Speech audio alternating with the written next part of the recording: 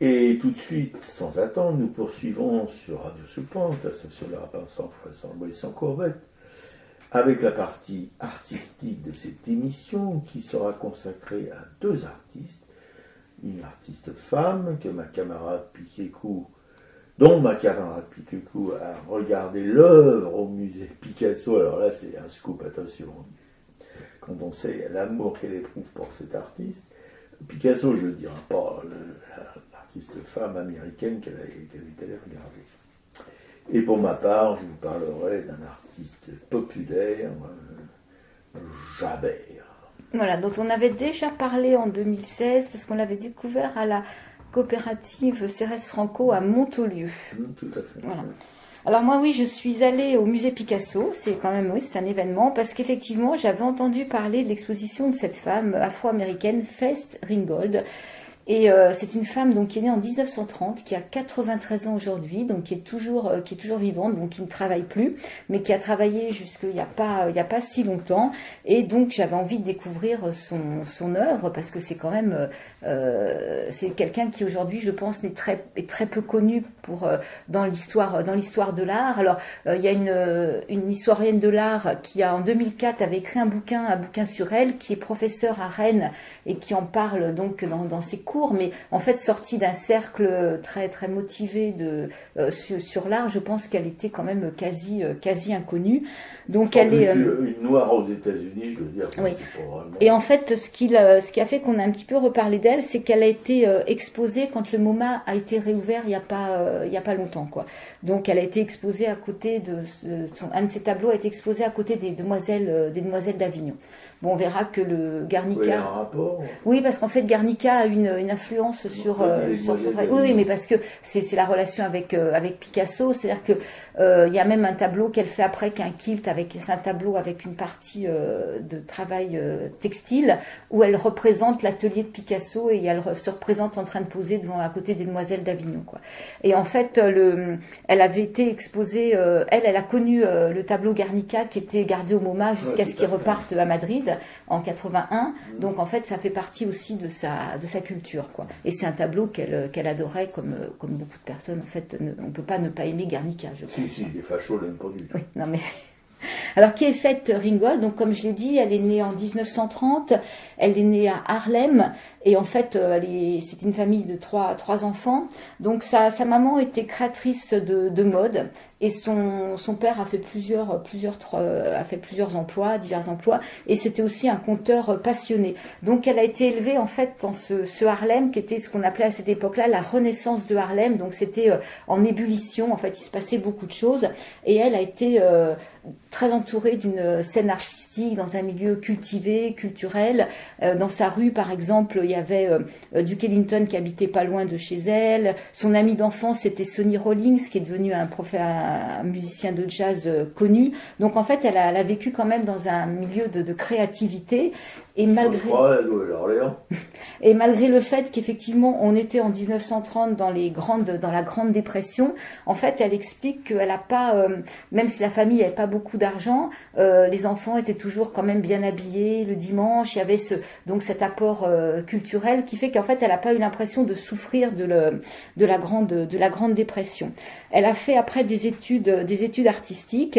Et elle a enseigné pour gagner sa vie. Elle a passé pas mal de temps à enseigner. Elle s'est mariée assez jeune avec un musicien aussi de jazz, mais qui était accro à l'héroïne, et donc elle s'est séparée assez rapidement. Mais à 22-23 ans, elle avait déjà deux petites filles qu'elle a emmenées partout quand elle faisait des expositions. Enfin, on la sent vraiment très proche de ses enfants. Et arrivent les années 60, et là on est en pleine période justement de lutte, de manifestation pour l'acquisition des droits civiques, et donc elle va complètement s'investir dans cette lutte. Elle va être influencée par les écrits de James Baldwin, c'est 2 ans je crois après l'assassinat de Malcolm X. Donc là elle va vraiment s'affirmer, en fait son travail veut s'affirmer comme une peintre d'histoire, quoi, qui va raconter un petit peu toutes les relations entre les Noirs noirs et les blancs. Et c'est donc là qu'elle va faire justement ce tableau aussi. Non, Die, ça va être un peu plus tard. Elle va faire plusieurs séries. En fait, son travail va être sur plusieurs séries, sur les Américains, sur les blancs. Elle va donc dénoncer elle va soutenir Angela Davis quand elle va être emprisonnée. Elle va travailler aussi dans le milieu carcéral. Elle va retravailler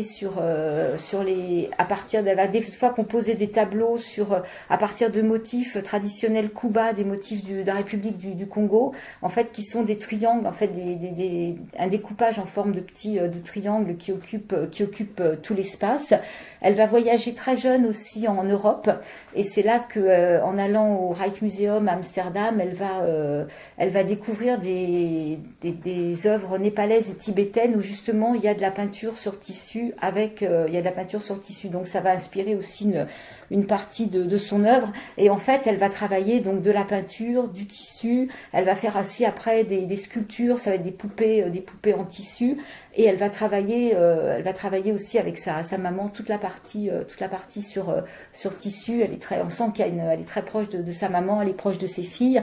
Elle est aussi elle est féministe dans la mesure où elle veut être indépendante. Si par exemple elle explique que quand elle a travaillé le tissu, l'avantage, c'est que si elle allait exposer, elle pouvait elle-même transporter ses œuvres sans avoir besoin de demander de l'aide. Quand elle a ses enfants, elle est enseignante encore, elle va changer ses horaires pour avoir du temps aussi pour s'occuper de ses enfants. Elle va être exposée à la galerie Spectrum en 1967. Alors je pense que c'est une galerie qui devait être assez connue à New York à ce moment-là. Elle est aussi influencée par un peintre qui s'appelle Jacob Lawrence. C'est le premier artiste africain-américain qui rentre dans les collections du MoMA en 1941. Et donc, en parlant de Guernica tout à l'heure, effectivement, donc cette exposition là au musée Picasso qui s'appelle Black is Beautiful, donc chaque salle va exposer certaines œuvres phares de ces séries. Et donc ce tableau Die, c'est un peu ce qu'elle appelle ses fresques murales. Donc c'est un tableau qui est inspiré directement par Guernica, déjà dans la dimension. Et là, ce sont des blancs et des noirs qui sont exposés dans un décor allongé avec du sang. Enfin voilà, ce sont toutes les révoltes qu'il y a à cette époque-là.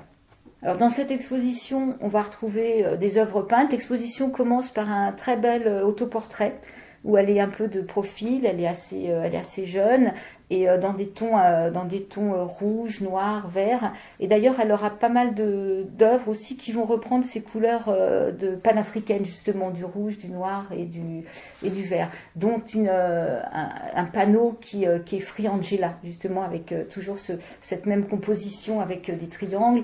Il y aura aussi un moment un détournement du drapeau américain, d'ailleurs, qui vaudra d'être arrêté, d'être en prison, parce que voilà. C'est pas l'époque de McCarthy, non? Non, c'était. Je crois que c'était pas. Non, je crois pas que ce soit à ce moment-là le drapeau.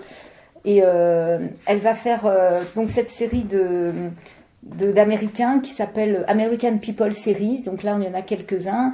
Et là, on retrouve des peintures qui sont. Elle reprend, donc il y en a un, c'est un grand tableau, c'est comme un format timbre-poste, mais en fait c'est vraiment un grand format. Il y a 100 figures et en fait il y a écrit White Power d'un côté et on voit un Black Power qui va dessus, et ce sont des visages de blanc qui sont recouverts par cette écriture, quoi. Et c'est vrai que le Black Power est peut-être plus visible que le White Power, quoi. Elle va travailler après une série qui s'appelle Blacklight, Lumière Noire. Et donc là, c'est en 1963, c'est l'année donc du Civil Rights Act, qui doit mettre fin normalement à toutes ces formes de ségrégation et de discrimination. Et là, elle fait une longue série sur le racisme ordinaire, qu'elle appelle donc les Américains. Et elle va peindre avec une palette plus sombre, presque une palette monochrome, une série de noirs, en fait, où elle dit qu'elle utilise un noir qu'elle appelle le Mars noir. C'est un noir qu'elle avait trouvé exprès justement pour sa puissance. Oui. Existe, hein. Ouais, voilà, c'est ça, c'est ce qu'elle utilise. Et quand elle peint justement aussi sa série d'Américains entre guillemets ordinaires, eux au contraire sont plutôt avec des tons blancs, un peu crayeux, un peu terreux, quoi. Maladie. Voilà, et c'est ce qu'elle appelle c'est Charlie. Alors je ne sais pas si c'est James Baldwin qui parlait peut-être des Américains, de l'Américain moyen en parlant d'un Charlie. Elle va peindre après donc la deuxième partie de l'exposition. Moi, c'est vraiment quelque chose qui m'a énormément plu. Donc, c'est tissu et peinture.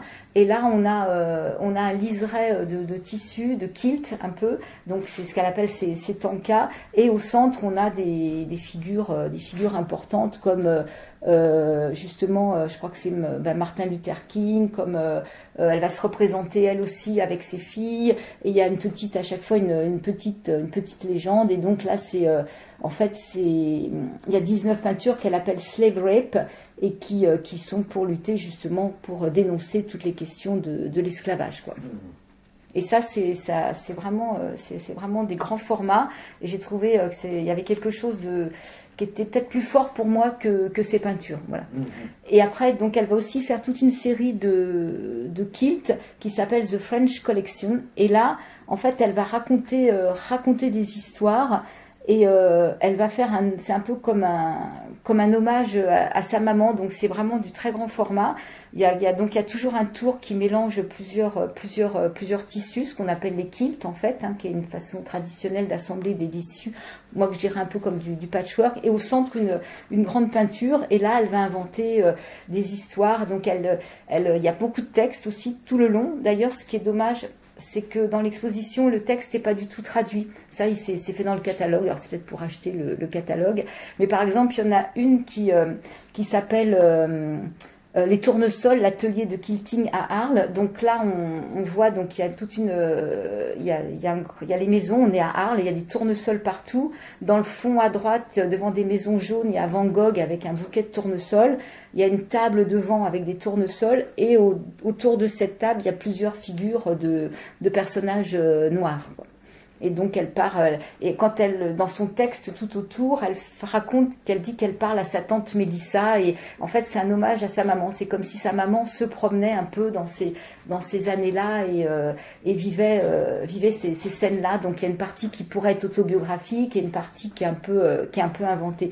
Il y en a un, c'est le Café des artistes, où là, donc c'est beaucoup plus parisien, et on voit donc une table avec plein d'artistes en train de poser, des blancs et des noirs.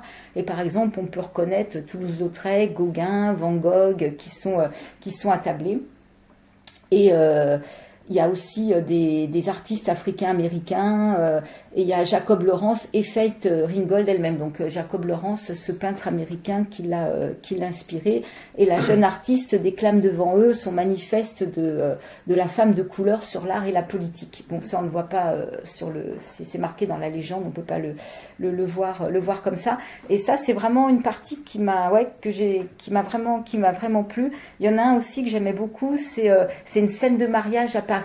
Donc on voit la scène, et on voit la mariée qui est en train de courir sur un pont. Et là, j'ai été voir dans le catalogue, racontait toutes ces petites légendes. Et par exemple, dans les 2-3 premiers petits encadrés, voilà ce que la mariée pourrait dire. On pourrait dire que j'ai couru comme un dératé. Je ne pensais qu'à une chose, sortir de cette église et prendre l'air, sans me soucier de ce que les autres penseraient.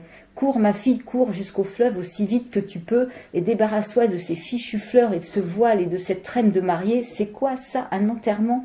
Je suis à Paris depuis 6 mois seulement. J'y suis venue pour être une artiste, pas une épouse. Je ne parle même pas la langue.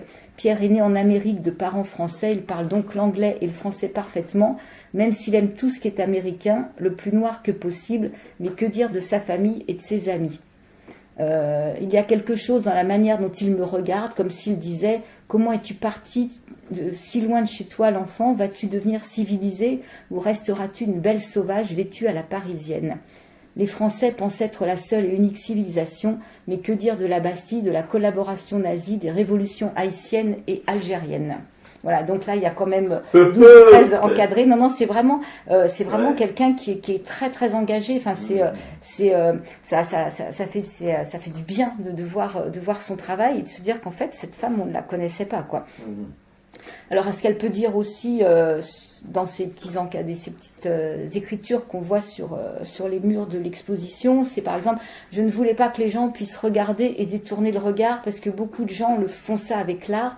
Je veux qu'ils regardent et voient, je veux agripper leurs yeux et les maintenir ouverts parce que c'est ça l'Amérique, tout ce qu'elle critique, quoi. Et la dernière partie de l'exposition, en fait, c'est ce qu'elle appelle la veillée funéraire et la résurrection du noir bicentenaire. Donc là, elle a fait une installation avec des personnages, des poupées noires qui sont allongées, qui sont mortes. Et c'est un espèce de récit allégorique et prophétique donc sur la condition des Noirs. Et donc, il y a un couple africain-américain, c'est Bouba, qu'on imagine mort d'overdose, et Bena, qui est morte de chagrin, et qui vont ressusciter dans un monde meilleur égalitaire. Donc là, il y a une performance, nous on voit juste l'installation, et donc il y a les morceaux de musique qui sont cités, qui étaient mis lors de cette performance, et dont le morceau que je vais mettre après d'Aretha Franklin, qui est tiré de Amazing Grace, quoi. Donc voilà, c'est vraiment une artiste à découvrir. Ben oui, je t'ai bien découvert. Non, je veux dire, oui. Non, mais c'est ma camarade de combat, vous avez remarqué, très féministe. Et alors, les artistes féministes, peintres, sculpteurs, tout ce que vous voulez, graveuses, etc. Alors là, elle en fait des caisses. Hein. Ouais, en fait, moi j'aime beaucoup découvrir. Donc c'est vrai que quand on découvre une femme artiste, engagée, et elle qui a eu et américaine. C'est pas facile quand on est noir d'être artiste et engagé en Amérique. Bah c'est justement ce qu'elle a dit, c'est que toute sa vie elle a quand même eu deux handicaps, celui d'être femme et celui d'être noire. Tout à fait. Et d'être artiste aussi. Parce que bon, faut croire que en Amérique, c'est comme partout dans le monde, les artistes, on les regarde de traviole, quoi, plus ou moins. Parce qu'on pense que c'est des grosses feignasses et puis qui gagnent de l'argent qu'ils ne méritent pas, parce qu'ils ne travaillent pas comme tout le monde, quoi. Voilà ce qu'elle disait donc justement sur cette célébration du bicentenaire de la déclaration d'indépendance des États-Unis. Hein. Nous n'allons pas célébrer ce bicentenaire car nous ne sommes pas libres, je vous le dis, nous n'allons pas le célébrer, mais nous réveiller et ressusciter. Ah, ça te fait plaire là-bas.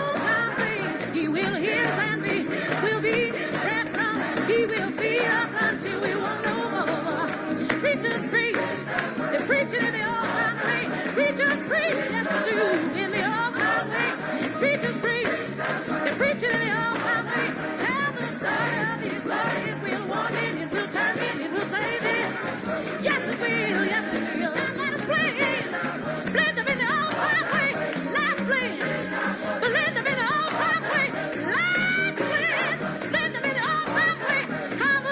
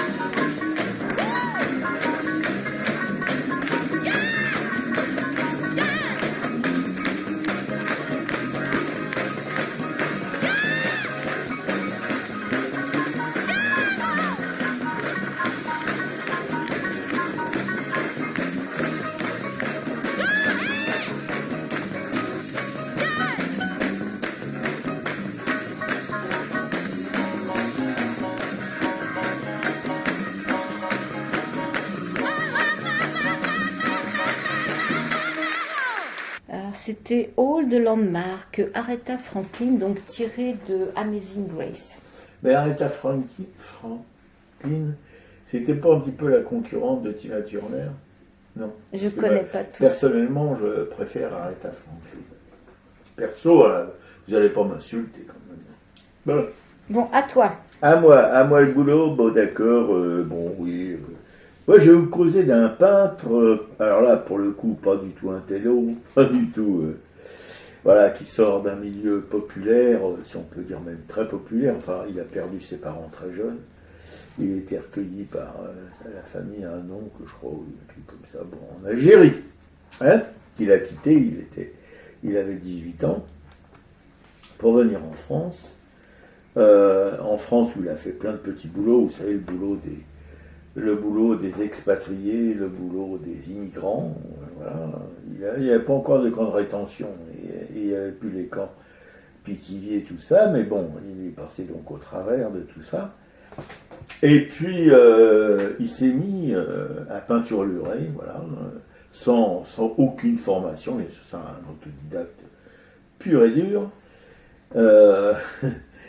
Et il a enchanté, si je peux m'exprimer ainsi, les quais de Paris, le parvis de Pompidou, enfin bref, c'était l'enlumineur de Paris. Voilà. Il a fait des milliers de peintures sur papier, des gouaches, etc., des dessins. Qu'il éparpillait un peu partout, qu'il donnait, qu'il vendait, enfin suivant son humeur, ou les gens qui aimaient son travail. Comment dirais-je, je vais le dire quand même, oui, voilà, c'est un peintre qui a laissé quand même une trace, puisque récemment, la Halle Saint-Pierre a fait une vente aux enchères au profit de la chose. De l'abbé Pierre. En fait, elle n'est pas faite. La vente aux enchères, en fait, je crois qu'elle n'est pas encore. C'est le mardi 20 juin, de 16h30 à 22h. Ah bah 20 juin, c'est mon anniversaire. Ah bah voilà. Ouais, bah ça m'étonne pas. Il y a des choses qui se corrèlent. Voilà. Donc là, pour l'instant, en fait, effectivement, il y a une exposition à la Halle Saint-Pierre du 1er au 20 juin, et le 20 juin, il y a cette vente aux enchères. Voilà. Donc c'est un artiste, si vous voulez, plus populaire, on peut pas en faire. Hein. C'est pas quand même celui dont tu me parlais tout à l'heure, l'autre un petit peu machin du chapeau là, qui se baladait dans les rues. Mouna, à Guigui Mouna. C'est pas Moula, Moula c'était un peu avec les surréalistes et tout ça, donc moi ces choses-là ça me branche pas vraiment. Tandis que Javert, lui, il n'est pas du tout impliqué avec l'intelligentsia parisienne, il est impliqué avec le populo parisien ou les touristes qui viennent à Paris. Alors, si sa peinture, son art, c'est vraiment... il a été aussi découvert par Dubuffet, pas découvert vraiment, parce qu'il existait, il n'a pas été hissé au firmament par Dubuffet, mais enfin Dubuffet a acheté de ses œuvres, qu'il a mis dans ses collections d'art brut, etc., etc. Donc c'est pas non plus n'importe quel artiste brut, c'est un qui comptait quand même, Javert. Et si vous regardez son travail, c'est un travail presque d'enfant, voilà. Ne cherchez pas la main d'un grand maître, c'est pas du tout, comment dirais-je, tout à l'heure j'avais revu une chose pour une chanson d'artiste là sur Cézanne. Ouais, c'est pas Cézanne, hein, c'est pas Van Gogh, c'est pas, non, pas du tout. Je veux pas dire que c'est d'un niveau, c'est différent. C'est différent, mais pour ma part, aussi important. Parce que, voilà, quand on dit que l'art n'est pas populaire, il n'est pas populaire, moi je crois, pour une bonne raison, c'est qu'il est fait par des gens qui ne sont pas des gens d'une culture populaire. Souvent, les artistes sont issus des milieux bourgeois, voilà. Et on a cet exemple flagrant avec les artistes dits contemporains, genre Buren, ces gens-là, vous voyez, qui sortent de milieux, enfin en tout cas s'ils sont sortis de milieux populaires, ils l'ont oublié depuis longtemps, et qui intellectualisent l'art. Voilà, ils en écrivent des pages d'ailleurs pour le décrire, puisque personne n'y comprend rien. Mais voilà, c'est une peinture, disons, descriptive, qu'on doit décrire si on veut la comprendre. Tandis qu'avec des gens comme Chabert, qui sortent vraiment des tréfonds du peuple, eh bien, je pense que le peuple peut comprendre et aimer leur travail. Voilà. Si vous voulez, je pense qu'un ouvrier, pas tout complètement stupide, hein, les ouvriers ne sont pas particulièrement stupides, hein, il ne faut pas croire ça. Ça, c'est ce que croient Bernard Arnault, ou des gens comme ça, hein, ou Macron. Mais bon, un ouvrier peut être sensible à la création artistique à condition qu'elle ne le prenne pas de haut, quoi. Voilà. Ce que je veux dire, c'est qu'il ne doit pas prendre une échelle pour comprendre une œuvre. Hein. Et il faut que les œuvres, elles restent à sa portée. Et je pense que la peinture d'un artiste comme Chabert, voilà, c'est à la portée de tout le monde.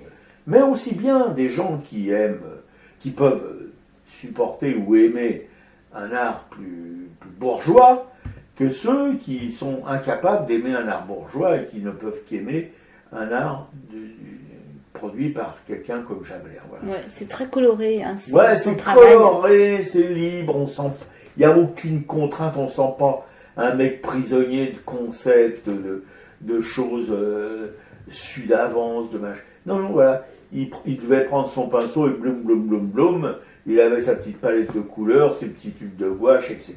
Et voilà.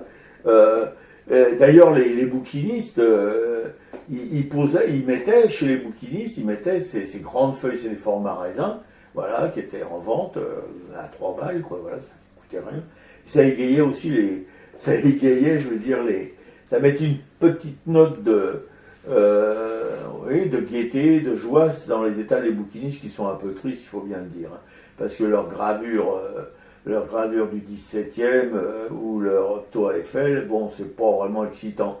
Mais quand il y avait un format, un raisin sur papier de Chabert, là tout de suite, pif, hein, ça chantait, ça prenait de l'importance, les gens s'arrêtaient, regardaient. Ils n'osaient peut-être pas demander le prix parce que il y a la peinture a une réputation telle, surtout maintenant avec des œuvres qui se vendent des millions, que ça terrorise tout de suite les velléités d'un ouvrier d'acheter de l'art. Voilà, c'était pas dans leur truc. Mais Chabert, je pense. Alors Chabert, quand quelqu'un ne pouvait pas payer, qui n'avait pas de sous, il voyait bien que cette personne n'était pas capable de faire le premier pas, ben il lui filait, quoi. Il a donné énormément de dessins, de peintures à des gens lambda, voilà, qui passaient à côté et puis qui ça semblait intéresser, mais qui n'avaient pas les moyens de filer 5 balles pour en acheter. Voilà, ça existe aussi, ça. Voilà. Il a fait aussi, apparemment, il a fait de la céramique, il a enregistré des disques, il est au petit conservatoire de Mireille, enfin... Il a fait des petites sculptures en papier mâché, il a tout fait, quoi. Mais évidemment, avec cette, comment dirais-je, cette manière qui n'est pas du tout classique, et voilà. C'est pour ça qu'on dit souvent, je pense qu'on qualifie ça d'art brut un petit peu. C'est de l'art tout court pour moi, mais les gens aiment bien mettre des noms sur les choses qui sont pour eux différentes. Voilà, mais si vous voulez, Dubuffet a fait les mêmes choses. Dubuffet, qui était un artiste accompli, qui avait une formation, etc., et ben, Dubuffet, il pompait comme Picasso pompait les meilleurs. Ben, Dubuffet pompait les pires. C'est-à-dire qu'il pompait les gens comme Chessac, qui pompait les gens comme Chabert, voilà. Et moi, je trouve ça remarquable pour quelqu'un, parce qu'il avait un discours quand même, Dubuffet, sur l'art qui est extraordinaire. Moi, j'ai un bouquin de lui là-dessus, je veux dire, hein, ça laisse sans voix, et puis ça, en même temps, ça a une résonance chez les artistes. Donc, Dubuffet, en plus d'être un artiste plastique extraordinaire, était aussi un écrivain, un espèce un personnage qui pouvait expliciter les choses de l'art, ce qui n'est pas vraiment fastoche. Voilà. Ouais, alors il est décédé tout récemment, en 2021, à Paris. C'est là qu'il habitait encore, quoi. Oui, il y a 2 ans, hein, oui, en 2021, mais complètement encore, je veux dire, pratiquement inconnu, enfin inconnu du monde de l'art, en tout cas, qu'il l'a jamais intégré dans ces troupes de gendarmes de Saint-Tropez, là, de la peinture, hein, ou les brigadisti comment c'est les choses en italien, là, les gendarmes italiens, ils ont un nom. Ah oui, les carabinieri. Les carabiniers, ou le régiment des mandolines, voilà. Bon, ça, les artistes en général, c'est un peu ça, c'est un peu le régiment des mandolines. Et des gens comme Jabert, des personnages comme Jabert, ils sont à l'écart du régiment des mandolines. C'est des irréductibles, on peut dire des alards, oui, tout à fait, des alards de l'art. Voilà. Alors il y a cette expo à l'Halle Saint-Pierre, mais moi j'avais mangé il n'y a pas si longtemps rue du Canal Saint-Martin. Il y a un petit Libanais, et là les murs sont remplis d'œuvres de Jabert. Voilà. Non, mais je ne suis pas étonné. Et si vous voulez, c'est parce que maintenant, tout est à l'aune du prix. Voilà. Si quelque chose coûte très cher, c'est forcément très bien. et quelqu'un comme Jabert, un artiste comme Jabert, une production artistique d'un Jabert, c'est pas à l'aune du fric, c'est à l'aune de l'amour de la couleur, de l'amour des formes, de l'amour des gens. Voilà. C'est, pour moi, on a vu avec ma camarade un film dont on va vous parler dans le culturel qui s'appelle Hokusai. C'est un artiste japonais, un peintre japonais du 19e siècle. Ah non, 18e. 18e, qui lui aussi, si vous voulez, était en rébellion complète avec si vous voulez, le classicisme japonais de son époque, et qui n'avait rien à foutre des marchands d'art, ça existait déjà, des galéristes, ça existait déjà, qui voulaient lui imposer, qui lui demandaient de faire ceci ou cela. Il ne faisait jamais ceci ou cela, il faisait que ce qu'il avait envie de faire. Voilà. Et j'ai adoré ce personnage dans ce film, presque plus que son art, qui est magnifique. C'était cette espèce de volonté de ne rien se laisser imposer par quiconque. Voilà. Ah. Et Jabert, c'en est une illustration parfaite, dans un autre style, évidemment. Alors justement, comme il y a cette exposition à la Halle Saint-Pierre, le 1er et le 20 juin, en tout cas, ce sont 2 journées en hommage à Jabert où l'entrée est libre, donc c'est l'occasion. C'est une collection, c'est la collection Bertrand Belon qui est exposée, il y a 200 œuvres, et donc c'est au profit de la Fondation Abbé Pierre. Et c'est bien, c'est une belle, une illustration de la générosité de cet artiste posthume. Voilà.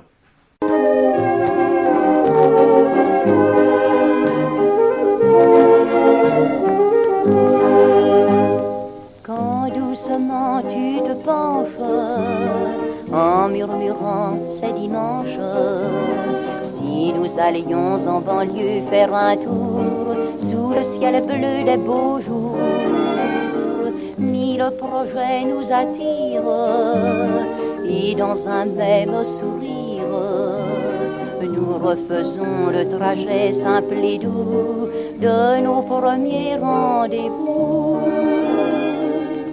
Sur les quais du vieux Paris, le long de la Seine, le bonheur sourit. Sur les quais du vieux Paris, l'amour se promène en cherchant un nid. Vieux bouquiniste, belle fleuriste, comme on vous aime, vivant poème. Sur les quais du vieux Paris, de l'amour bohème, c'est le paradis. Tous les vieux ponts nous connaissent, témoins de folles promesses, qu'au fil de l'eau leur écho va compter aux gai moineaux effrontés. Et dans tes bras qui m'enchaînent, en écoutant les sirènes, je laisse battre éperdu de bonheur mon cœur auprès de ton cœur.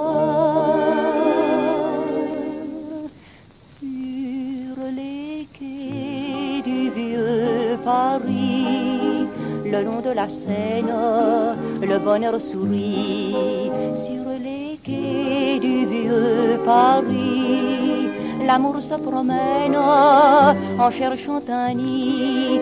Vieux bouquiniste, belle belle fleuriste, comme on vous aime, vivant poème, sur les quais du vieux Paris, de l'amour bohème, c'est le paradis.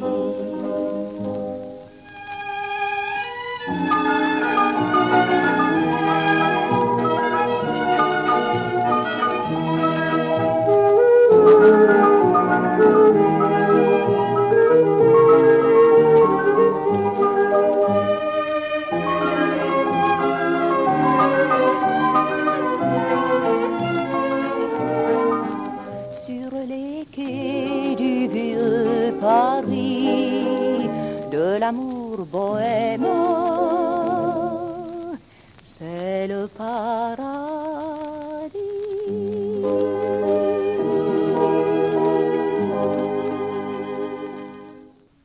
Et tout de Les suite, expos.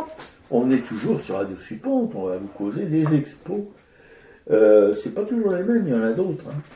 Mais par contre, les ateliers de Juliette Planck, oui, c'est à Rochefort-sur-Mer. Si vous aimez le poisson ou les coquillages, vous foncez tout de suite en train, en toto ou en vélo. Vous allez à Rochefort-sur-Mer. Mais il y a les coordonnées sur notre blog. Donc voilà. Elle ouvre son atelier à des gens qui veulent apprendre la gravure en relief, c'est-à-dire la gravure sur lino, sur bois, voilà. Et croyez-moi, alors bon, ça coûte un peu de thunes, hein, il faut que les artistes vivent un peu, et s'ils font ça, c'est surtout pour vivre un peu plus confortablement qu'avec leurs œuvres, qu'avec la vente de leurs œuvres. Mais en plus, Juliette est une nana super, hein, vous serez tous amoureux, fille ou garçon, de cette belle personne.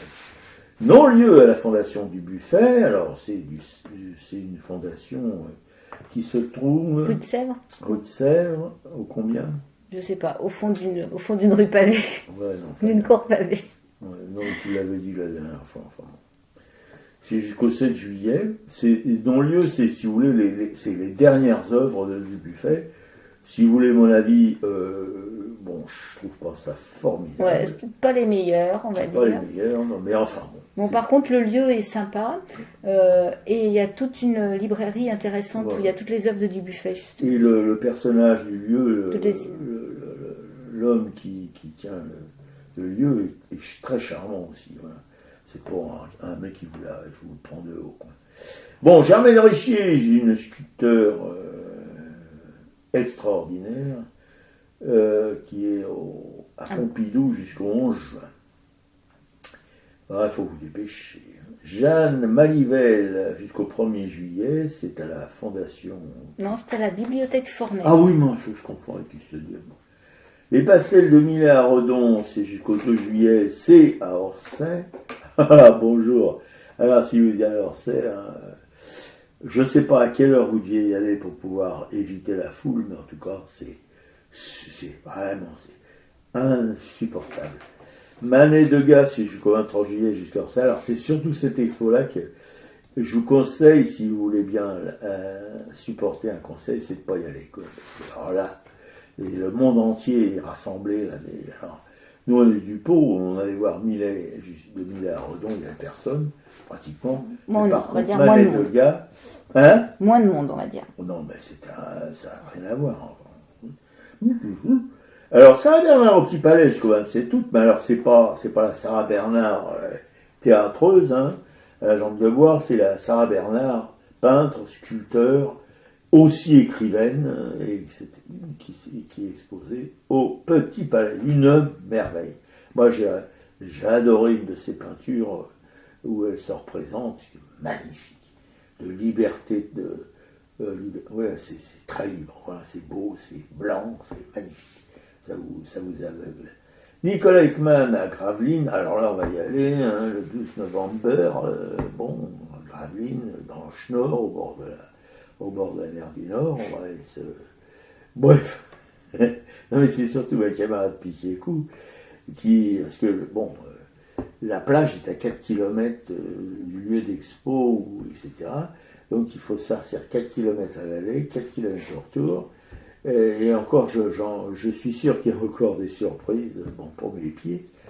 Enfin, ma camarade, elle court, elle vole, parce qu'elle va aller mettre ses petits pieds dans la mer. Ouais, et puis découvrir toutes ces gravures de Nicolas Ekman et ce musée de l'estampe de Gravelines qu'on ne connaît pas encore, alors que c'est vraiment quand même un endroit fort sur la gravure, quoi. C'est vraiment un lieu de gravure. Voilà.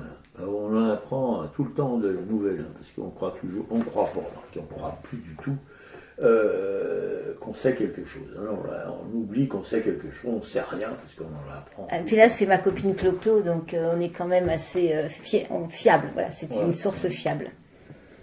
Et alors, Pointe-et-Burin, Grabados d'hier et d'aujourd'hui à la Fondation Taylor du 25 mai au 1er juin. Là, c'est des copains et des copines qui sont en tête d'affiche. Hein, notre petite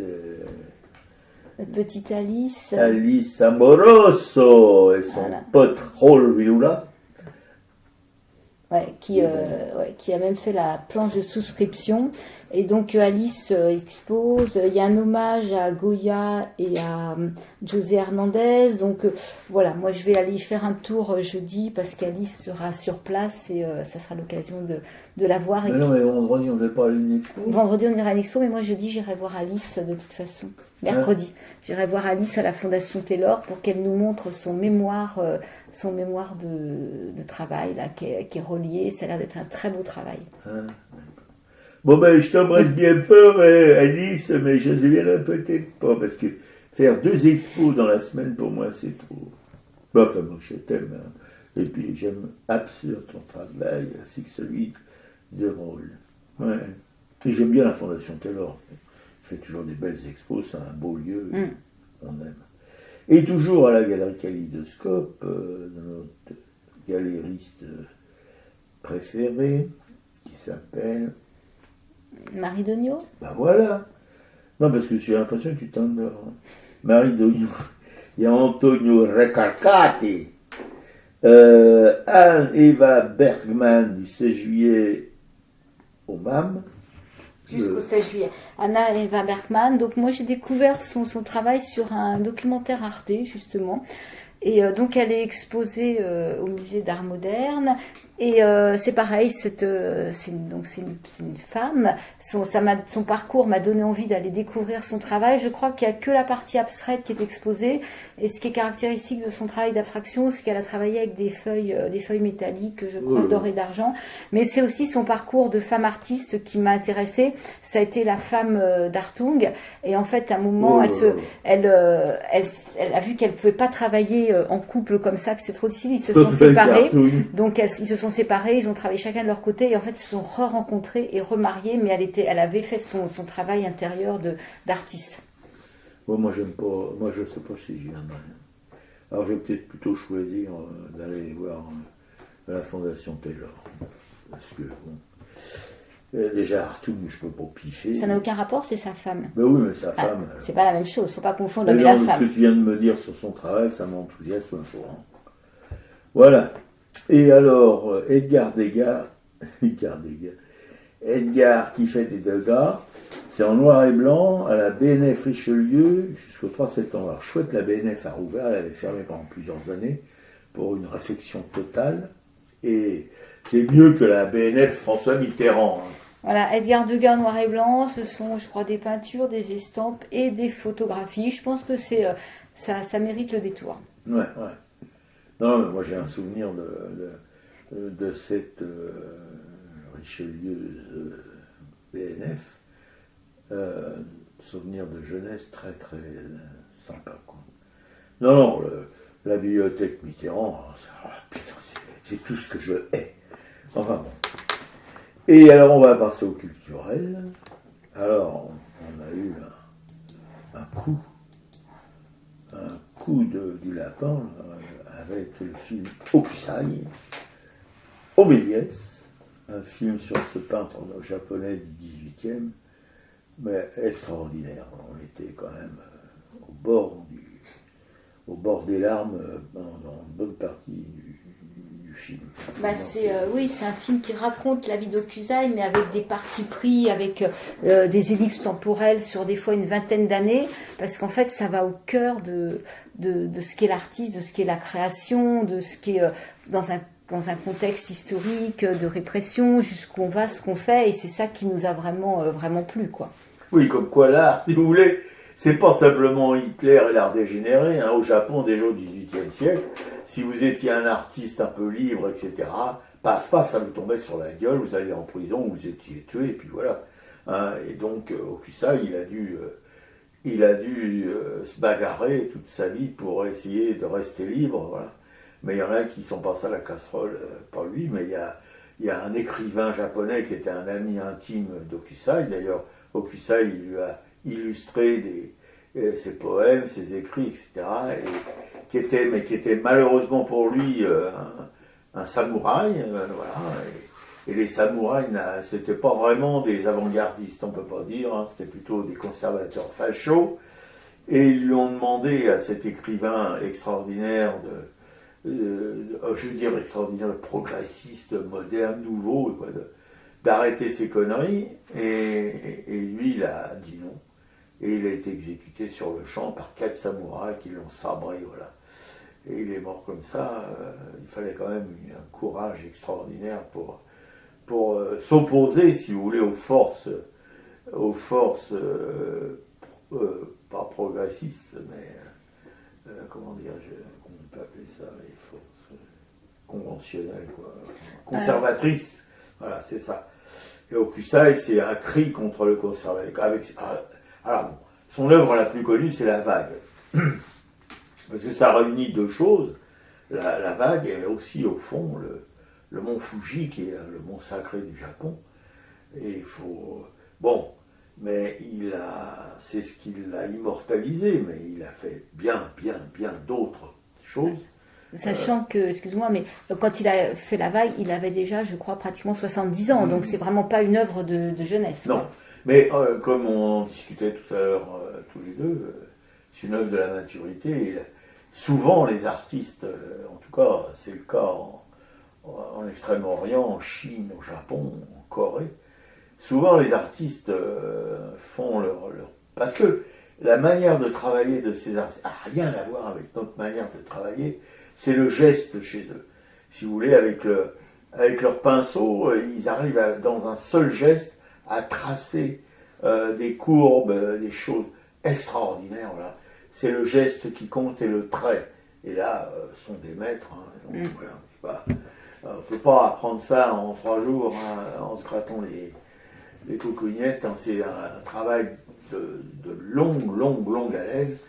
Et il y avait un peintre, c'est un chinois, là, je crois que c'est Citrouille Amer ou quelqu'un comme ça, qui a 80 ans,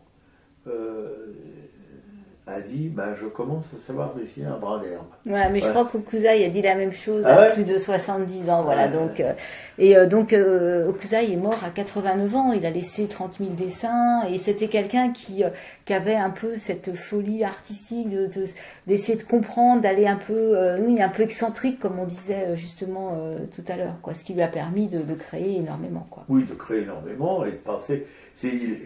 Enfin, à la fin du film, on le voit qu'il part avec sa fille en exil, parce que là, ils se sentent vraiment menacés par toujours les mêmes conservateurs qui veulent lui faire la peau. Quoi. En fait, c'est le shogunat, quoi. Ça se passe à Edo. Oui, Edo, c'était... Les shoguns, c'était pas des progressistes. Edo, c'était l'ancienne, c'est ce qui va devenir Tokyo, mais à l'époque, le pouvoir était le pouvoir impérial qui était à Kyoto, quoi. Voilà, tout à fait. Non, et puis c'est un film fait par les Japonais, filmé par les Japonais. Et les Japonais, ils savent filmer. Je dois vous dire que, ils ont une espèce de rigueur. Les images sont superbes. C'est pointillé. C'est comment dire... Non, on dit... piqué. Voilà, c'est vraiment un truc... C'est un beau... C'est une œuvre d'art, le film aussi est une œuvre d'art. Ouais, en fait, il arrive par certains plans on va retrouver après ce qu'on retrouve sur les estampes quand il y a des paysages ou quand il y a des scènes de rue. Alors ça peut être un peu déstabilisant. Même au début, on savait pas trop, parce qu'on ne voit pas Hokusai forcé. Tout de suite, on voit déjà le saccage d'un éditeur qui justement propose des estampes qui sont moins conventionnelles. Donc ça commence par le saccage de son lieu d'exposition, et on ne sait pas en fait un peu qui est qui. Voilà, il faut un petit moment pour qu'on arrive à comprendre quand Hokusai va arriver. Et déjà au XVIIIe siècle au Japon, c'est des autodafés de livres. C'est pas été inventé par les nazis. Voilà. Donc, et alors moi j'ai vu hier soir un autre film qui s'appelle L'amour et les forêts avec Melville Poupeau et Virginie Efira. C'est un film de Valérie Donzelli et d'après un livre de 2014 d'Éric Reinhardt. Et en fait c'est un film sur l'emprise de l'homme dans un couple, l'emprise sur la femme, quels sont ces mécanismes d'un amour qui a l'impression d'être un amour idéal, d'un homme tendre, d'un homme doux, comment petit à petit ce couple va devenir quelque chose d'affreux où l'homme va avoir vraiment une emprise sur sa compagne, va l'appeler tout le temps au téléphone, enfin vraiment va l'isoler en fait de son milieu familial pour vraiment ne l'avoir qu'à lui. Et en fait ce qui est intéressant dans ce film c'est justement que on voit que tout ça n'arrive pas en quelques jours, il faut plusieurs années, et en fait il faut aussi plusieurs années pour que on arrive à comprendre de quoi on est prisonnier en fait, et quelle est la difficulté à en sortir, qu'il faut quand même souvent de l'aide extérieure. Et c'est ça en fait que Valérie Donzelli veut pointer, c'est que quand on nous raconte des histoires des fois de femmes battues ou justement mises à mal par leur conjoint, on a une réaction à dire elle a qu'à partir, mais en fait quand on est dans un système on perd un peu ses repères, et c'est pas facile de se dire que ça ne va plus quoi, même si on a des fois des sonnettes d'alarme. Il faut du temps. Et donc ce film pointe ça. Bon, en plus moi j'aime beaucoup Virginie Efira, je trouve qu'elle joue merveilleusement. Donc, c'est pour ça que tout ça, chacun célibataire, voilà. Chacun chez soi, et c'est plus ça. Et on va poursuivre. Le culturel étant suicidé, on va passer à l'annonce mythique Radio Soupant de la station des Rapins, 100 x 100 loi 100 Courbette, qui met le pied un garni tout pourri et diffuse sur internet à racaille.fr. Et on va saluer nos amanches. On a reçu des nouvelles de Brest, oui, les copains. Ils ont déménagé, nos amis.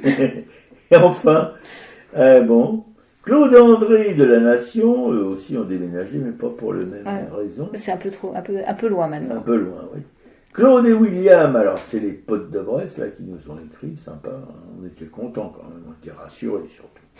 Jean-Paul Souvraz, un peintre immense, de Schnorr, hein, mais ils en ont des bons dans le Nord, hein, croyez-moi, dans le Nord et au-dessus du Nord, si vous passez la frontière, si vous allez chez les marchands de frites, là, du cerveau de la France, là aussi il y en a des bons. Mais Jean-Paul Souvraz, lui, il s'est contenté de rester à côté de Kerbranche dans la banlieue de Dunkerque. Et là, il fait des chefs-d'œuvre. Voilà. On ne peut pas vous dire plus. Hein. De toute façon, on aime son travail, on aime le personnage, on aime le Nord, la bière du Nord, le fromage du Nord, on aime tout dans le Nord. Quoi. Et les frites aussi à la graisse de cheval. Hein. Alors Claudine, c'était Claudine qui c'est ma copine Clo-Clo. Ah mais Clo-Clo, oui, la copine afrique. Notre assistante artistique. Oui. Corinne et Frédéric et Popeye, ces trois potes qui font un peu dans... Alors Corinne, c'est une tapissière de génie. Frédéric, qui fait des petites peintures sympas. Et Popeye est plutôt une graphiste. Voilà. Mais peintre aussi, elle fait de la peinture. Juliette Plante, vous en a causé, c'est une graveuse. Alors, quelque chose d'une pointure, attention, on va la connaître, Juju. Et là, elle n'habite plus à Paris, c'est con comme tout ça. Enfin bref, peut-être qu'on ira prendre notre retraite à Rochefort-sur-Mer, pourquoi pas. Clément, qui grave sur tout ce qui bouge, le Van Gogh de la gravure de la taille des palmes. Agnès Dubar, aussi une graveuse émérite en relégation en Bretagne Sud, après l'avoir été en Ariège, et puis après avoir quitté l'île, là où on l'a connu. Thierry Morciau, un graveur belge de génie, qu'on adore. Alice Amoroso, bah, on en a causé il n'y a pas longtemps, qui expose en ce moment à la galerie Kaleidoscope. À la Fondation Taylor, avec Raoul Vilouga. Marie-Christine Béguet, alors elle fait un peu comme nos potes de Brest, hein, elle est partie en Islande, on ne sait même pas si elle est revenue. Et avec qui? Bon, on aimerait bien avoir ces nouvelles, mais on ne t'écrira pas tant que tu nous écris pas. Bon, voilà, c'est posé. Hein. De toute façon, tu ne nous écoutes plus, apparemment. Ou alors, je suppose, tu as un problème avec les oreilles. Colette et Jacqueline, deux femmes d'artistes, hélas, les artistes aujourd'hui décédés. Colette, son mari était un plasticien du nom d'Odon, qui fait des choses magnifiques. Et Jacqueline, son mec, c'était Raymond Imbert. Bah voilà. Non mais parce que elle tombe. Je vois, la tête, on voit plus ses cheveux, on voit plus ses yeux. Enfin, bon. J'ai les oreilles ouvertes. Et puis, bon, alors on en était où là? Colette et Jacqueline, c'est deux femmes d'artistes, ouais, merveilleuses. Alors Jacqueline, leur propriété, c'est où déjà? À Anduze? Non, c'est Laduz. Laduz, voilà, Laduz. On a déjeuné sous son immense tilleul, là, c'était un rêve. Liliane et Laurence, deux écrivaines de polar, qui écrivent sous le pseudo de Claude Isner. Et dont le dernier volume de Jérémy Nelson vient de sortir, qui s'appelle La mort du Minotaure. Voilà, que vous pouvez trouver dans toutes les bonnes librairies. Voilà, ça se passe en 1926. Vous dire que Liliane et Laurence, Liliane a pris la tangente, voilà, la dernière tangente qu'on peut prendre, et que Laurence est toute seule maintenant pour écrire les bouquins. Geneviève, notre sorcière bien-aimée, son petit bistrot au pied de son immeuble. Marie-Christine et Christophe, deux militants chez toujours, sûrement encore. Cécile, tu la sens la 5e puissance, oui, ma Cécile, on la sent toujours et on t'aime. La Russe à flamboyante, qui anime deux émissions sur une radio le jeudi après-midi consacrée aux enfants et à leurs parents. On pense beaucoup à toi, la Rousse, hein, on t'aime. Anne-Isabelle Roubaille, une peintre de Bourg-en-Marlotte, dont nous avons découvert l'œuvre dans la librairie L'Empreinte de Florence Quenu à Bourg-en-Marlotte.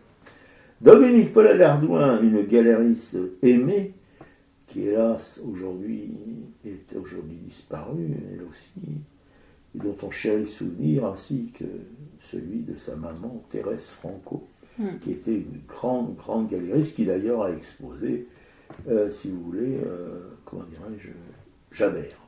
Oui, qu'il a bien soutenu, effectivement. Ouais, il a bien soutenu pas mal d'artistes comme Javert, voilà. Ça n'existe plus les galères. Ah, il y a Dogno quand même encore, oui, on peut dire. Bon. Marie-Pierre, une collectionneuse d'art, qui va se tirer malheureusement à Clermont-Ferrand. Bon, on a les lieux de retraite qu'on peut. Hein. Marie Degnaud, eh bien, je l'ai dit, c'était cette galériste de la galerie Kaleidoscope, hein, qui expose en ce moment en Recalcati. Antoine Mallory des Champignons, un trio musical qui déménage. Anna Sinoraska, une artiste peintre polonaise, qui a une œuvre qui vous fout la pète au cul. Hein. Et mon pote Jacques Duchemin, ainsi que Loulet, un artiste toulonnais qui déménage aussi, croyez-moi, c'est quand vous avez un Loulet qui vous arrive dans la tronche, vous avez du mal à voir le nez. Hein. Et tous ceux qui n'y sont pas, du monde, minus, du monde. L'émission télécoute sur le blog, arcaille.fr, et on se termine, donc c'est cool. Ah, parce que ça, on est dans le Japon encore avec Osukai. Faut vivre le mystère. Ouais, salut à tous.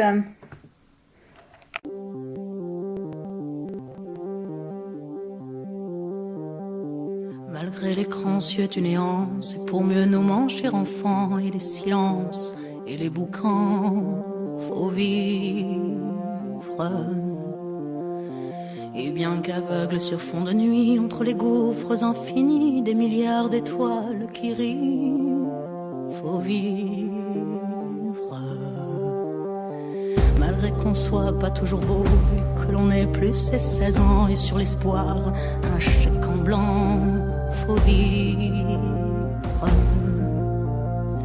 Malgré le cœur qui perd le nord, au vent d'amour qui souffle encore, et qui parfois encore nous grise, faut vivre. Malgré qu'on n'ait pas de génie, n'est pas Rimbaud qui veut parler, et qu'on se cherche un alibi. Malgré tous nos morts sans coquette qui errent dans les rues de nos têtes, faut vivre. Malgré qu'on soit brave et salaud, qu'on ait des complexes à gogo et qu'on les aime, c'est ça le pire, faut vivre. Malgré l'idéal du jeune temps qui s'est usé au nerf du temps et par d'autres pris en chantant, faut vivre. Malgré qu'en se tournant vers le passé, on est effrayé de s'avouer qu'on a tout de même un peu changé, faut vivre. Malgré que l'on soit de passage, qu'on vive en fou, qu'on vive en sage, tout finira dans un naufrage, faut vivre. Malgré qu'au ciel de nos poitrines, en nos sentinelles endormies, dans un bruit d'usine gémit, le cœur aveugle qui funambule sur le fil du présent qui fuit, faut vivre.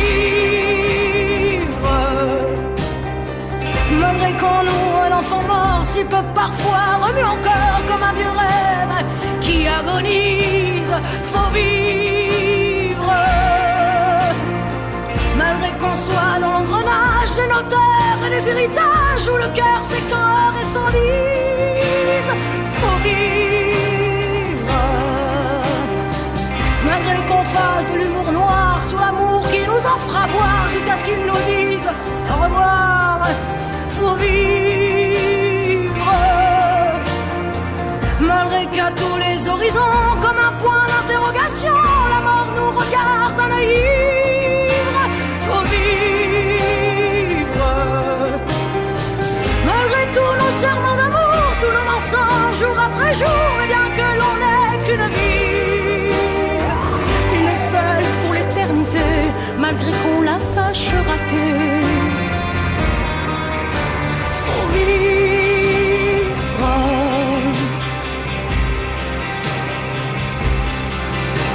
Faut vivre.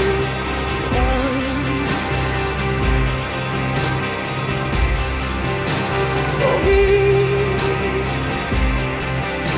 Faut vivre.